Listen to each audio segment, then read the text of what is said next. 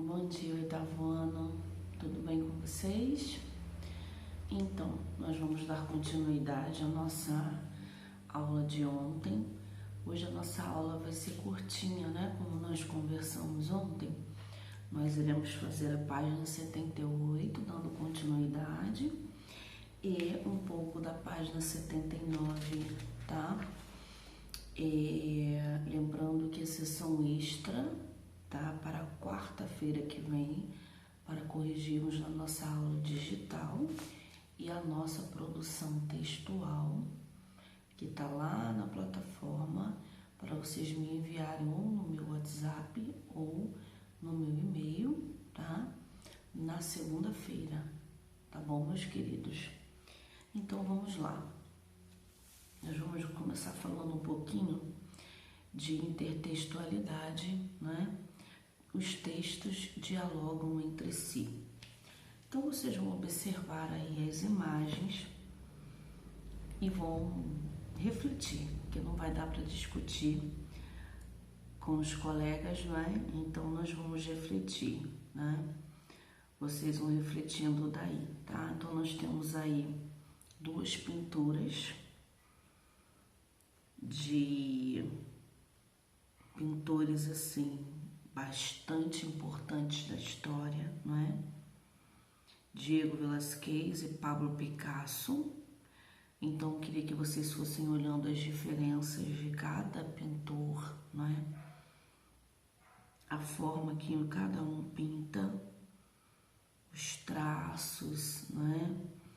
Talvez o que cada pintor gosta de refletir, de passar, né, com a sua pintura. Então, aí no número 1, vocês vão responder quem é o autor de cada uma dessas obras de arte. Então, não tem nem muito o que pensar. Embaixo de cada quadro tem o nome do autor, tá? Tem aí o nome que eles dão para o quadro, né? Que eles pintam e o ano que foi pintado. Então, o autor do primeiro quadro é Diego Velázquez e do quadro da direita, né? No caso aqui para mim, a minha direita, Pablo Picasso, tá bom? Aí no número 2, em que ano cada uma delas foi produzida? Qual foi pintada antes e qual foi produzida depois? Bom, né, não tenho muito o que pensar.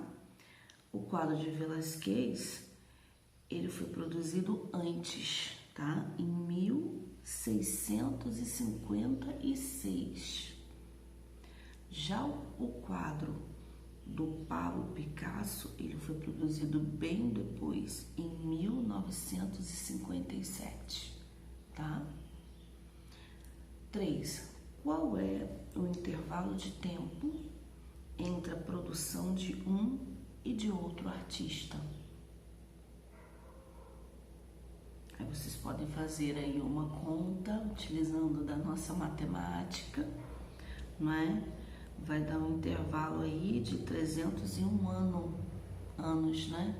301 anos entre um e outro, tá bom?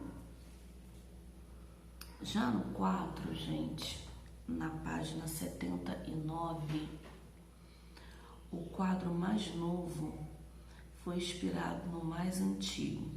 Que semelhanças você consegue enxergar entre eles? O quadro mais novo foi inspirado no mais antigo. Olha que interessante. Que semelhança vocês conseguem enxergar entre eles? Então, vocês vão aí pensar, vão olhar para um quadro, tá? O Picasso, ele utilizou técnicas de desenho e cores muito diferentes, né? Aí vocês vão ver se as mesmas pessoas foram retratadas, mais ou menos nas mesmas posições. o cachorro, os personagens saindo pela porta de fundo, o lustre, foi tudo retratado, né, no quadro de Picasso. Então, o que vocês enxergarem de semelhanças, vocês vão escrever aí no número 4, tá bom? Por que você acha que o autor do quadro mais novo fez um quadro à semelhança do outro? Essa resposta é pessoal. Vocês podem e devem pensar por que 301 anos depois, Pablo Picasso fez um quadro com algumas semelhanças, não é? Do quadro de Velázquez. Na minha opinião, é como se ele quisesse fazer uma homenagem àquele pintor ou à obra daquele pintor, tá? Mas vocês podem ter outras respostas, tá bom? Podem e devem. Isso se chama, gente, intertextualidade, tá? Quando um texto, ele dialoga entre si. Quando eu leio um texto e depois eu vou ler um outro texto e eu vejo que eles têm semelhanças, não são iguais, tem muitas diferenças, porém a gente encontra semelhanças. Isso se chama intertextualidade, um texto dentro do outro, tá?